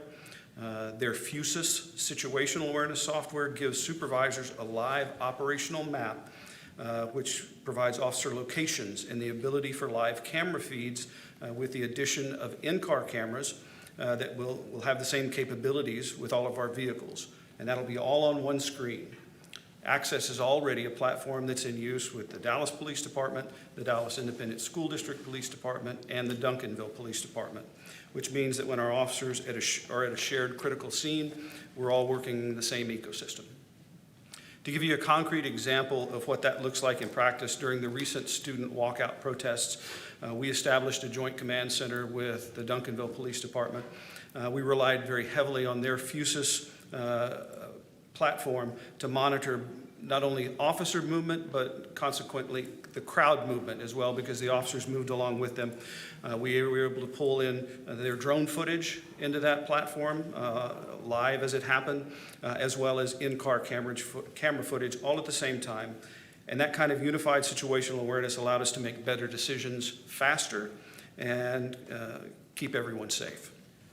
We know firsthand the benefits of that system, but the difference is that tonight our officers don't have that capability, so we want to move in that direction. This investment will close that gap.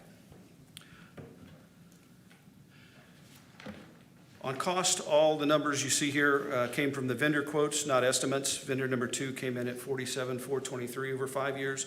Axon is at $56,930, and vendor number 3 was at $75,868. The difference between Axon and the lowest cost option is about $9,500 over the 5-year life cycle of the contract, which breaks down to about $158 a month. And when I put that against the difference in capability, integration, and regional interoperability, that gap is easy to justify. Axon was the middle in the price, but the top option in value. I'll close on this slide because I think it speaks directly to why this matters beyond just officer equipment. School police departments operate in an environment of heightened scrutiny. That's understandable and obviously appropriate. And when an incident happens on one of our campuses, there will be questions. Parents will want answers. You all will want and expect answers and updates. Public records requests will come in, and we'll have to present evidence in court. So what this system will give us is the infrastructure to answer those questions with confidence. Everything uploads automatically when an officer docks their camera. Every piece of footage has a complete audit trail, who viewed it, who downloaded it, who shared it. AI-assisted redaction features help us handle and process public records requests more efficiently, quickly, and consistently. And the evidence chain of custody is unbroken from the moment of recording until it's presented in court. So for us, this was about doing things right for our officers, our students, and this community. And with that, I'm happy to answer any questions that you may have. Are there any questions? Yeah, thank you for that. You're very welcome. I'm happy to do it. And this, again, is something that we wanted to bring to the board for information so that you have a little time if you have any questions with an action coming next month. Thank you, Chief. I do have one question. Yes. The cameras would be for Duncanville ISD police only. They wouldn't be in the halls of the schools with the SROs or just policemen, not. So our SROs are police officers, and they would be. Okay, security guards, okay. No, so. You're right. My plan is to equip our police officers first, and then under our good cause exception, as we begin to add the armed security officers, I would feel much more comfortable, and I think the board would also, if the armed officers had body-worn cameras in the event of a critical incident. So that's my plan going forward. Okay, thank you. Yes, ma'am. Thanks, Chief. Okay, item 9E, a Chromebook refresh with Mr. Malone.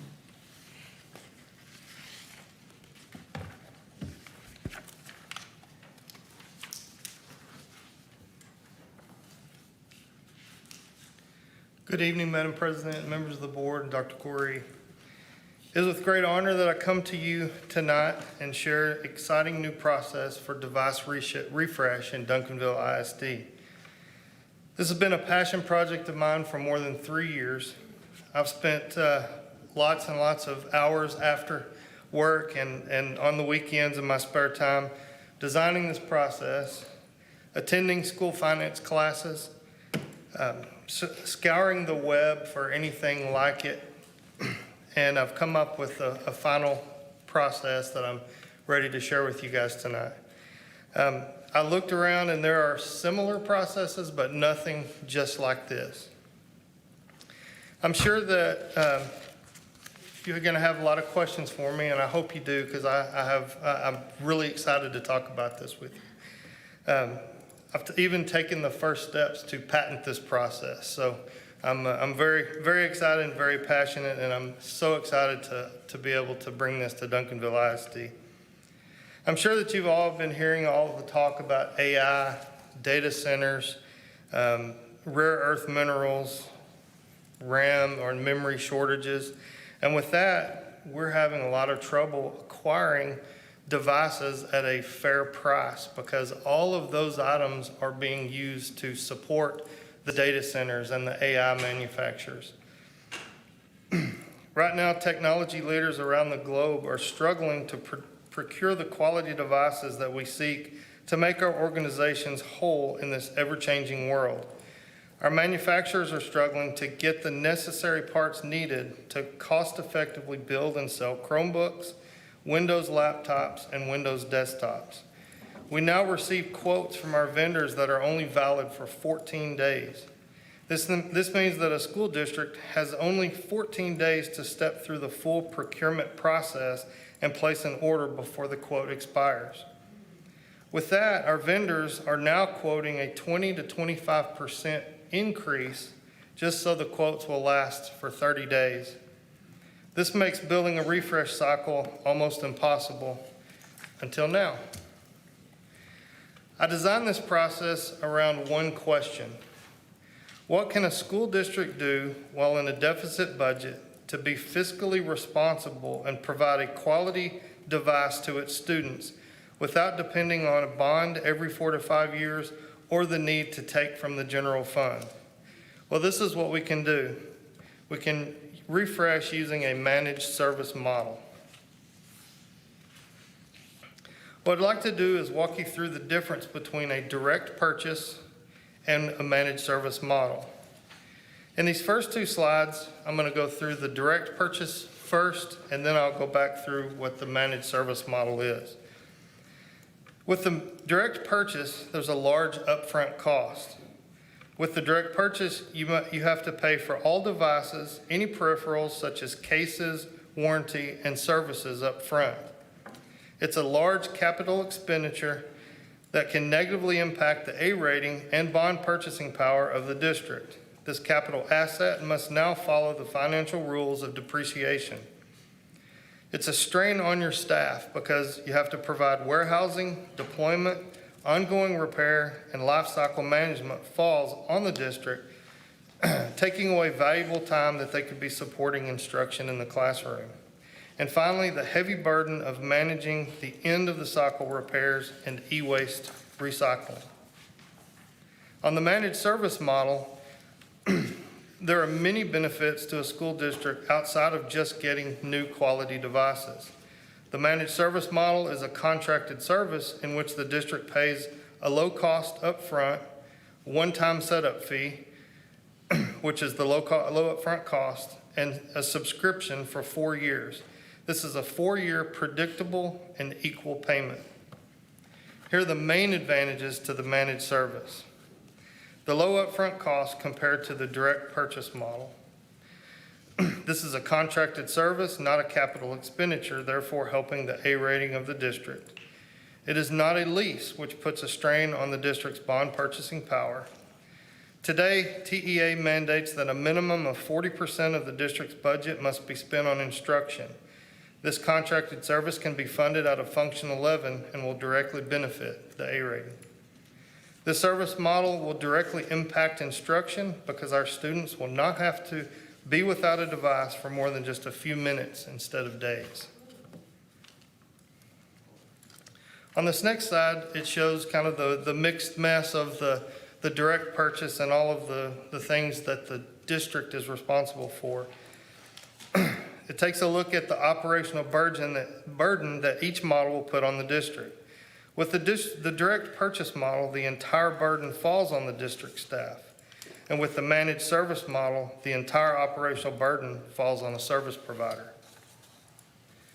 One thing to note is the labor recovered using the managed service model is estimated to save 12 technician hours per day that is spent on Chromebook service.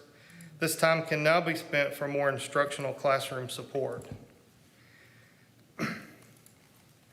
This next slide shows the comparison of the service side of each of these models. With the direct purchase model that we currently use today, a device gets turned in for repair and a loaner device will be given if there are any available.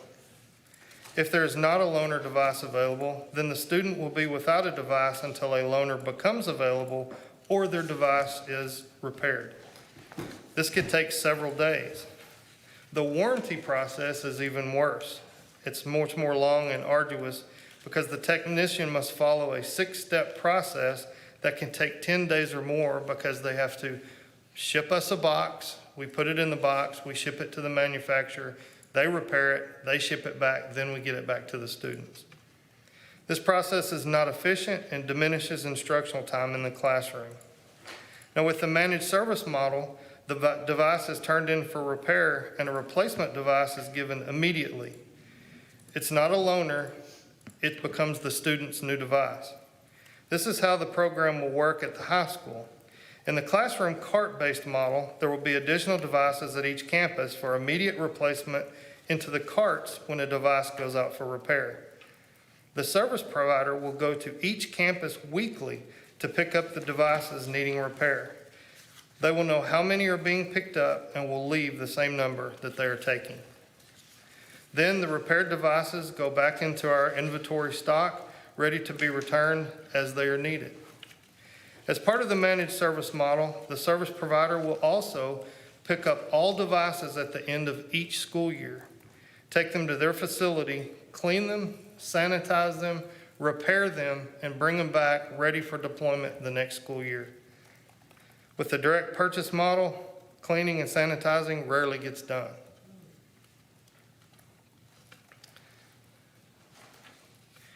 This next slide tells you what happens at the end of the 4 years.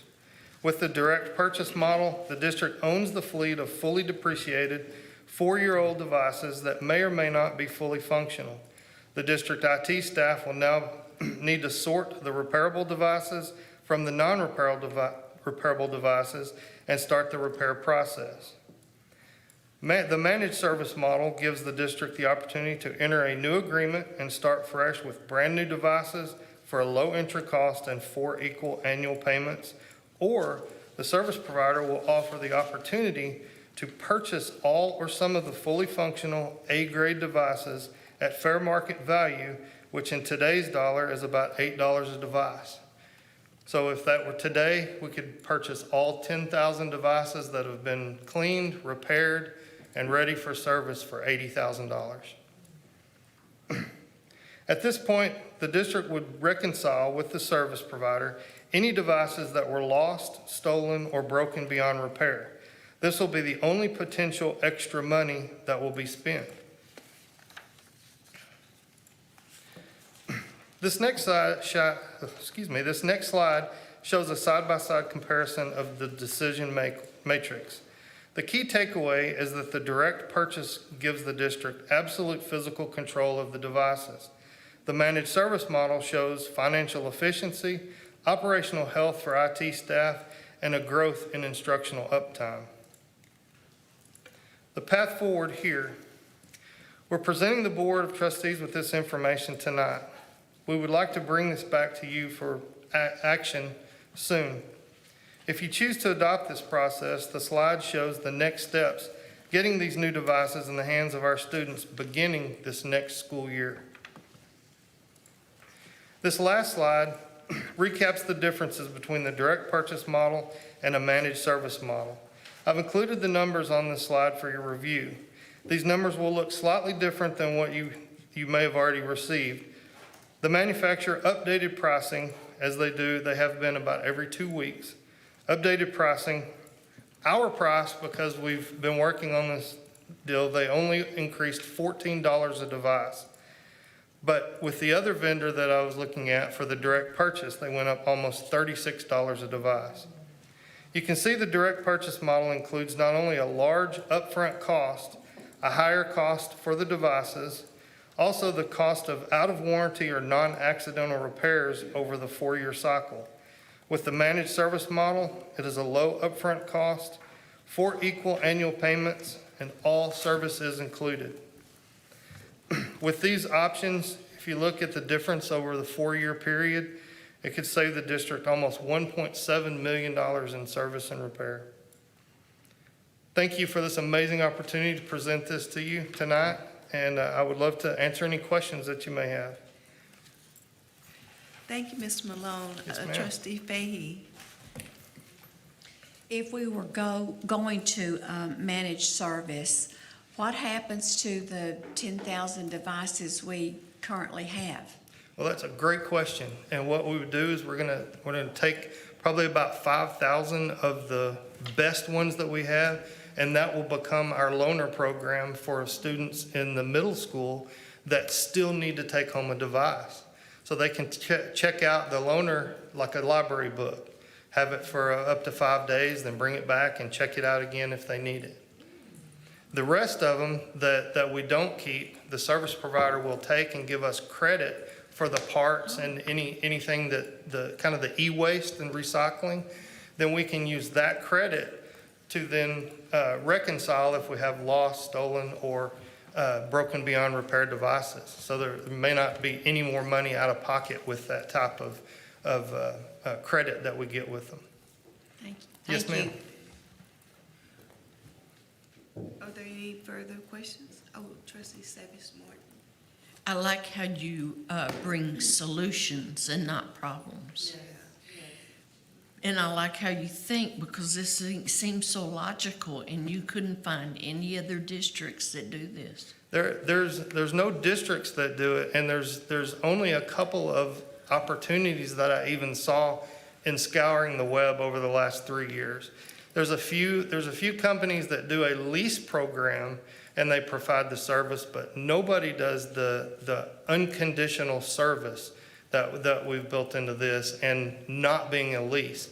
This is just strictly a managed service that we can provide. Now, is this managed service in other industries other than education? Not that I've found.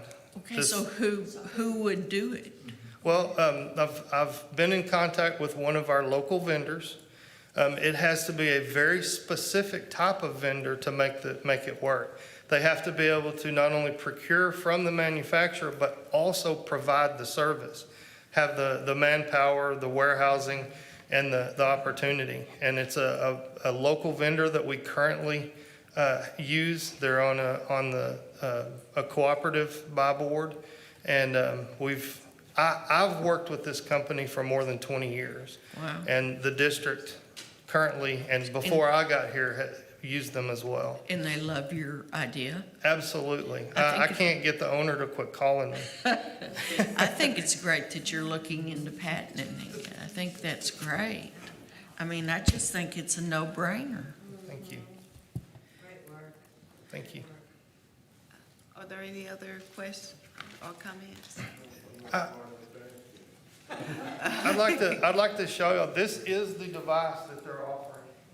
It's the latest and greatest by Lenovo with the case and all the licensing. So I'll leave it if you want to look at it. It's a really nice device.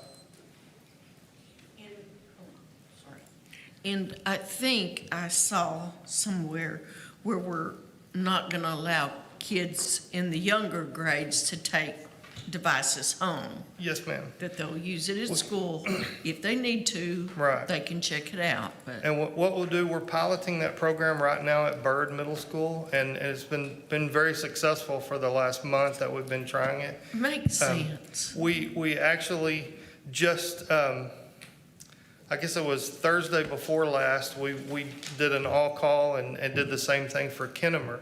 So Kennemer is now following it. That way we could have enough devices for testing. Because we had our big testing day last Tuesday where we tested almost 4,500 students at once.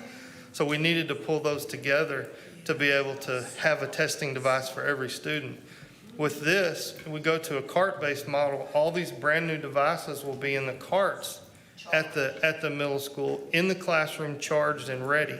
So the students that didn't bring their device or have a broken device won't be wandering the halls, going to the library, stopping off at the bathroom, spending 20 minutes of class going to get another Chromebook. And so that will help with that, and that's where that we gain that instructional time back.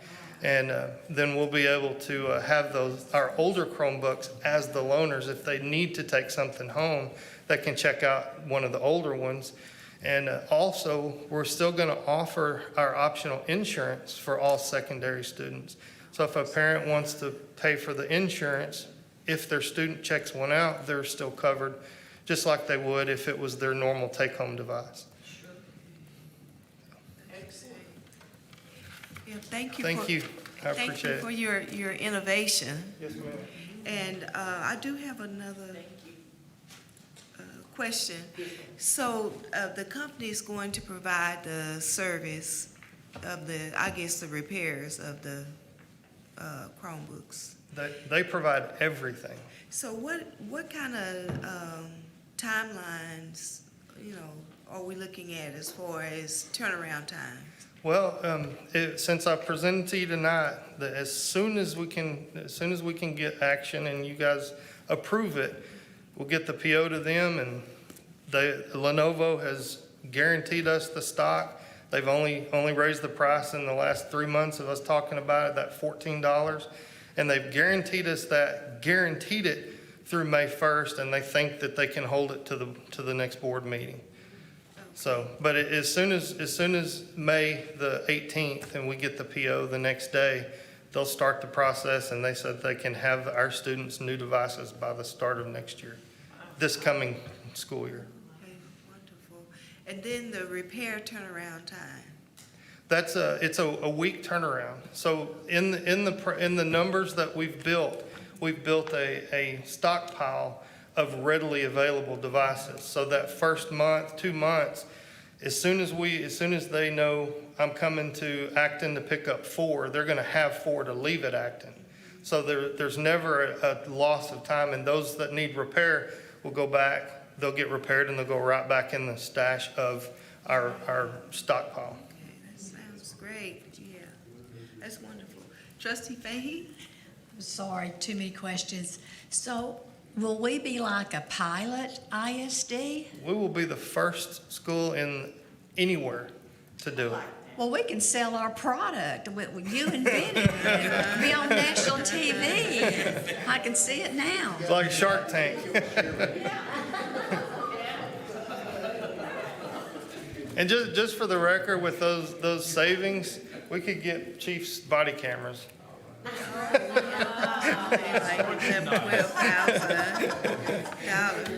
I told him he should let me go first. Can we, oh. Okay. All right, thank you very much. Yes, We ma'am. Thank appreciate you. Okay. So we will now go to action item,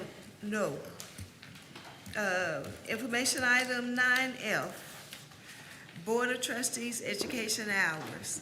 So as board president, I am required to announce the name of each board member who has completed or is deficient in meeting the required continuing education CEC hours.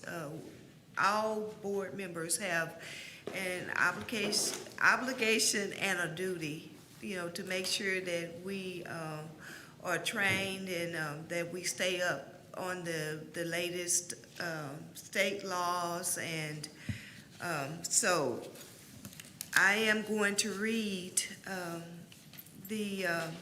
how each trustee has done. So I guess I'm the first one. So I completed the required continuing education CEC hours. Trustee Veracruz has completed the required continuing education CEC hours. Trustee Phillips has completed the required continuing education CEC hours. Trustee Flowers has completed the required continuing education CEC hours. Trustee Fahey has completed the required continuing education CEC hours. Trustee McNeely has completed the required continuing education CEC hours. Trustee Savage Martin has completed the required continuing education CEC hours. So we all have completed our training hours. So thank you, trustees. So, yes. So, being that there are no further items to discuss, do I have a motion to adjourn? Second. Good night. Good night. Thank you all.